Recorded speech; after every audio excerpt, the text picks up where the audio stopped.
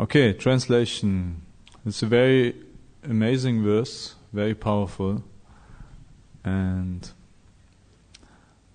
since pure devotees give up their homes, wives, children, relatives, riches, and even their lives, simply to serve me, without any desire for material improvement, in this life or in the next, how can I give up such devotees at any time?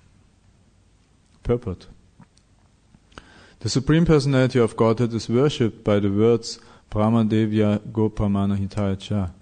Thus, he is the well-wisher of the Brahmanas. Durvasa Muni was certainly a very great Brahmana, but because he was a non-devotee, he could not sacrifice everything in the devotional service. Great mystic yogis are actually self-interested. The proof of this is when Durvasa Muni created the demon to kill Maharaj Ambarish, the king stayed fixed in his place, praying to the Supreme Personality of Godhead and depending solely and wholly on him. Whereas when Durvasa Muni was chased by the Sudarshan Chakra, by the supreme will of the Supreme Lord, he was so perturbed that he fled all over the world and tried to take shelter in every nook and corner of the universe. At last, in fear of his life, he approached Lord Brahma, Lord Shiva, and ultimately the Supreme Personality of Godhead. He was so interested in his own body that he wanted to kill the body of a Vaishnava. Therefore, he did not have very good intelligence, and how can an unintelligent person be delivered by the Supreme Personality of Godhead? The Lord certainly tries to give all protection to his devotees who have given up everything for the sake of serving him. Another point in this verse is that attachment to Daragara, Putrapta, home, wife, children, friendship, society and love is not the way to achieve the favor of the Supreme Personality of Godhead. One who is attached to heart and home for material pleasure cannot become a pure devotee. Sometimes a pure devotee may have a habit or attraction for wife, children and home, but at the same time want to serve the Supreme Lord to the best of his abilities. For such a devotee, the Lord makes a special arrangement to take away the objects of his false attachments, and thus free him from attachment to wife, home, children, friends, and so on. This is the special mercy bestowed upon the devotee to bring him back home, back to Godhead. Amagyan timyandasya gananjala jalakaya chakshu meditamina tasmai shri gurave namaha Shri Chaitanya manobhishtam stapitam yena bhutale svayam rupakadamaya dadati svapadantikam Jai Shri Krishna Chaitanya Prabhu Nityananda Shri Advaita Gadadhar Srivasari Gaura Bhakta Vrinda Hare Krishna Krishna Krishna Hare Hare Hare Rama Rama Rama Hare Hare. So I asked for the blessings of all of you that I may speak something useful and meaningful. Again the verse, such pure devotees give up their homes, wives, children, relatives, riches and even their lives simply to serve me, without any desire for material improvement in this life or in the next. How can I give up such devotees at any time? So here, Durvasa Muni, he messed up quite a bit with Maharaj Ambarish, and he was agitated by a minor offense and created a demon to kill Maharaj Ambarish. But Lord Vishnu, he protected him, and he sent the Sudarshan Chakra even to kill Maharaj Durvasa Muni. So his reaction, Prabhupada explaining here the difference between a reaction of a pure devotee and a person who is not surrendering to the Lord. The pure devotee, whatever happens, he takes shelter in Krishna. He has no other shelter, he has no other person to approach. And a materialist, he takes shelter in whatever according to his level of consciousness. A gross materialist, he will take shelter in matter.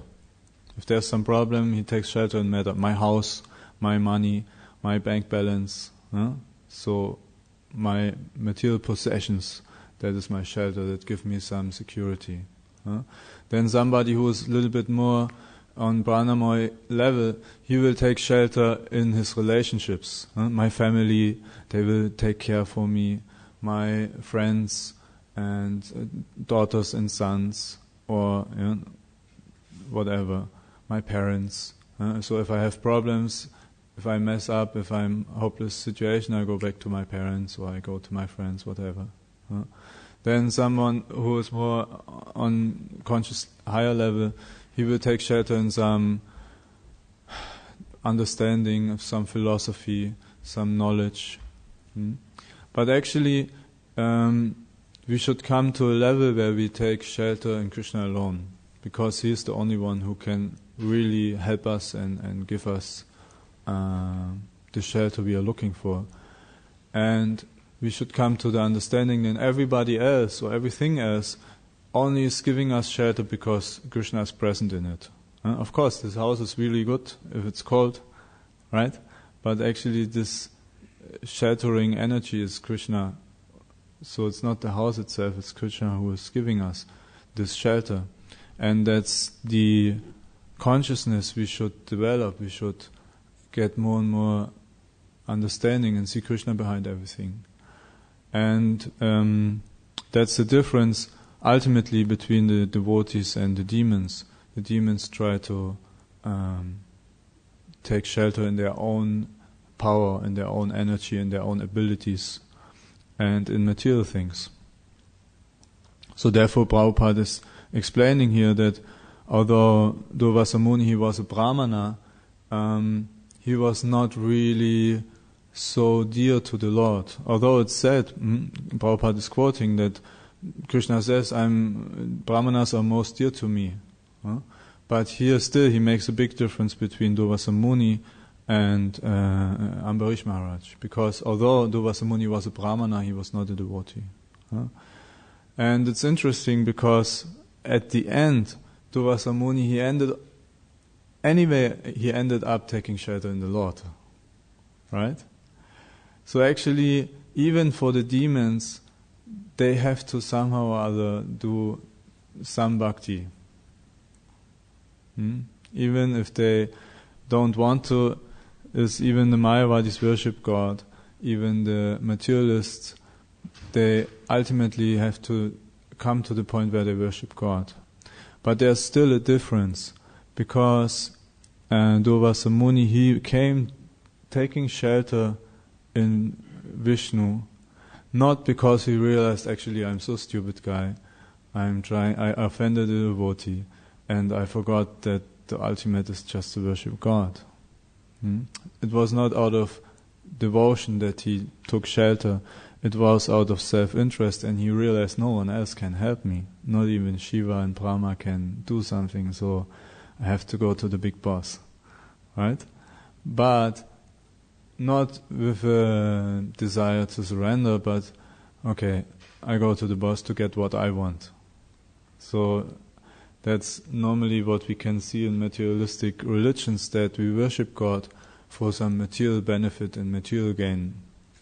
Oh, please God, oh Lord, won't you buy me a Mercedes Benz? So actually we put the material gains we want above God, because God is just a medium to reach the goal. So our God is actually the material gain. That's what we are worshipping. And God himself is just the servant who is getting us to the goal. So that's the difference between the jnani and the karmi and the devotee. For devotee, karma and jnana are the stepping stones to reach bhakti, to reach devotion to God. But for jnani, for example, bhakti and karma is a stepping stone to reach liberation, to reach jnana. But that's not the right. It shouldn't be like this. We shouldn't worship God for something else, because it doesn't make sense. Everything coming from God. So how we can put something higher than Krishna? But the interesting thing about this is that we can't force ourselves to say, okay, I'm completely surrendered now to Krishna, I understand it, makes sense, so I just do it. Because it depends on our stage of consciousness. It's not a question of belief or conviction, it's a question of realization. Because I myself, I see, if I'm in a difficult situation, then I'm not always taking just shred of Krishna and depend of him and then see what happens. I try to do some arrangements. Now I'm going on a traveling through England, and then through whole, I end up in Australia in some days.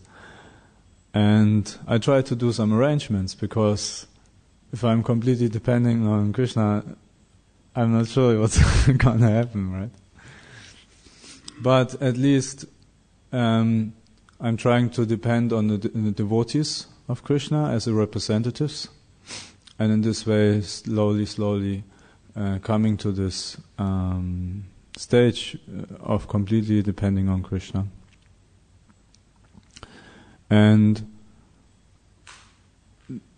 that's work in progress, because we have to develop more and more trust and faith that Krishna is there, that Krishna is taking care for us, and get the realization and the understanding. So it's a level of consciousness, as I said. It's not a belief in the mind.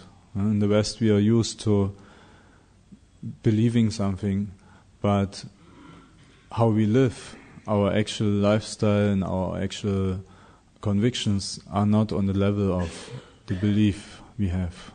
But this should be together. Conviction and lifestyle should match. So that's for the first part of the purport.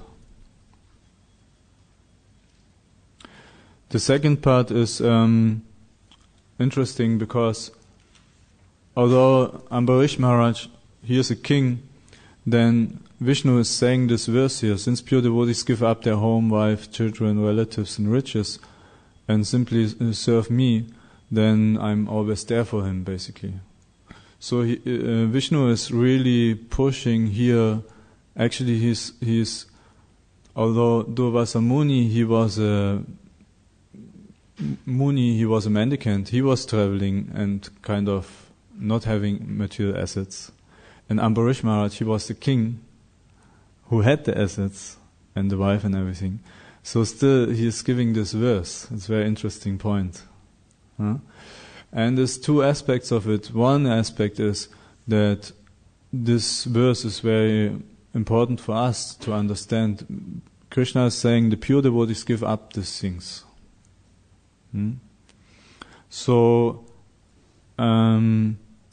there's always a discussion going on. If somebody is situated as a grihastha and he's nicely serving Krishna and everything going fine, then why he should give this up? It's fine, it's okay, why not? He's serving Krishna, perfect. Right? So one point is that, yes, as in this case, giving up doesn't mean that you reject it. It's just you detach yourself from it. You don't use it as a shelter, you don't use it as a identification. But ultimately we can see the whole Bhagavatam is full of stories where kings gave up this also physically, in a physical way. And there's shocking stories. For example, for me the most shocking is the story of Devahuti and Kadama Muni, because Kadama Muni, they had the perfect family life, and they made it that Krishna himself took birth as their kid. Right? So that's the perfection. Okay, you have God in your family as a son. So You can have as much attachment to your son as you want, because it's the perfection of life. Right? So nobody can say anything if you stay at home, no? Right? Nobody can complain at all. But what is Kardama Muni doing? As soon as Kapila Dev is there, he's going in the forest. It's quite shocking, no?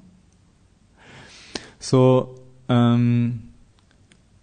we can see that this was the culture and this is the spirit to also physically give up these things.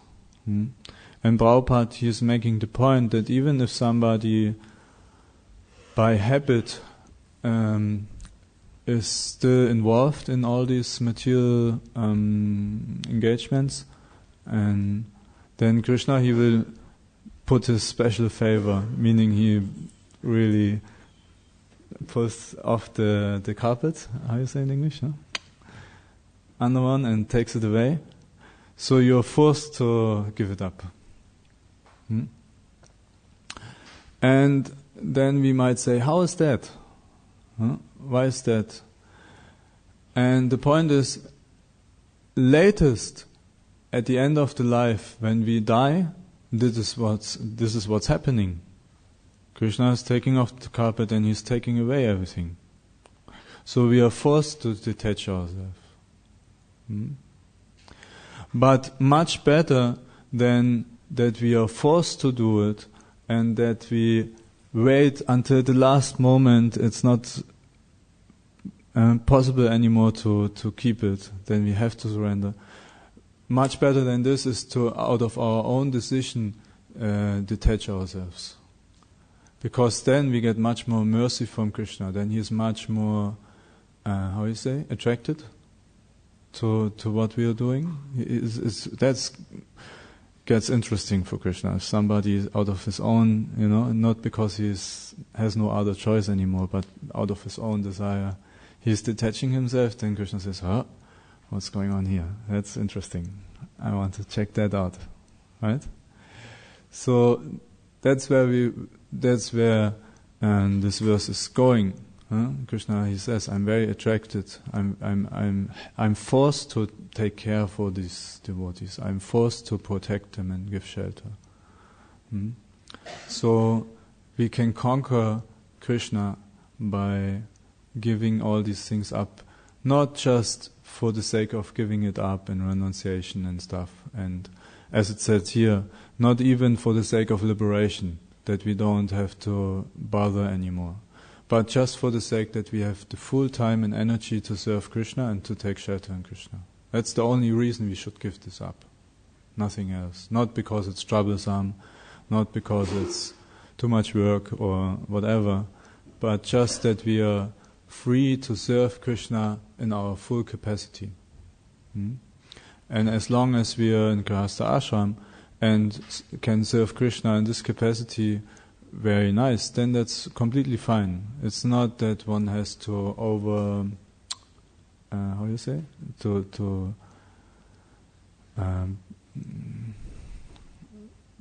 to make it more early than what is natural. But usually the tendency is not to be too early but too late. Right? So one should find the right timing. Okay, that's about what comes into my mind to this verse. Maybe there's some questions or comments or doubts and some more realizations, whatever.